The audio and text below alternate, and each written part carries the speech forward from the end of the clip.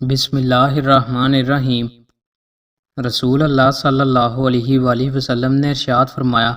میں آدمی کو اس کی ماں کی خدمت کی تاکید کرتا ہوں، میں آدمی کو اس کی ماں کی خدمت کی تاکید کرتا ہوں، میں آدمی کو اس کے باپ کی خدمت کی تاکید کرتا ہوں، میں آدمی کو اس کے غلام کے ساتھ حسن سلوک کی تاکید کرتا ہوں، اگرچہ اس کو ان معاملات میں تکلیف ہی اٹھانی پڑے۔ رسول اللہ صلی اللہ علیہ وآلہ وسلم نے ارشاد فرمایا، جو جوان کسی بوڑھے کا اس کے بڑھاپے کی وجہ سے احترام کرے تو اللہ تعالیٰ اس کے لیے ایسے لوگوں کو مقرر فرما دے گا جو اس عمر میں یعنی بڑھاپے میں اس کا احترام کریں۔ رسول اللہ صلی اللہ علیہ وآلہ وسلم نے ارشاد فرمایا، اگر لوگوں کو علم ہو کہ سخت گرمی یا اول وقت میں نماز پڑھنے کی کیا فضیلت ہے تو اسے ادا کرنے کے لیے دوڑ لگائیں، اور اگر وہ جان لے کہ عشاء اور صبح کی نماز میں کیا ثواب ہے تو یقیناً ان میں شریک ہوں، اگرچہ انہیں گھٹنوں کے بال چل کر آنا پڑے،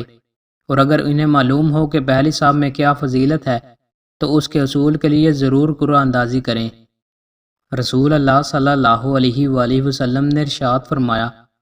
قرآن سیکھو اور اسے پڑھو اور پڑھاؤ، کیونکہ قرآن کی مثال اس شخص کے لیے جس نے اسے سیکھا اور پڑھا اور اس پر عمل کیا۔ رسول اللہ صلی اللہ علیہ وآلہ وسلم نے ارشاد فرمایا، کوئی شخص تم میں سے موت کی آرزو نہ کرے، اگر وہ نیک ہے تو ممکن ہے نیکی میں اور زیادہ ہو، اور اگر برا ہے تو ممکن ہے اس سے توبہ کر لے۔ دوستوں، مزید اچھی ویڈیوز کے لیے ہمارے چینل کو سبسکرائب لازمی کریں۔ بہت شکریہ۔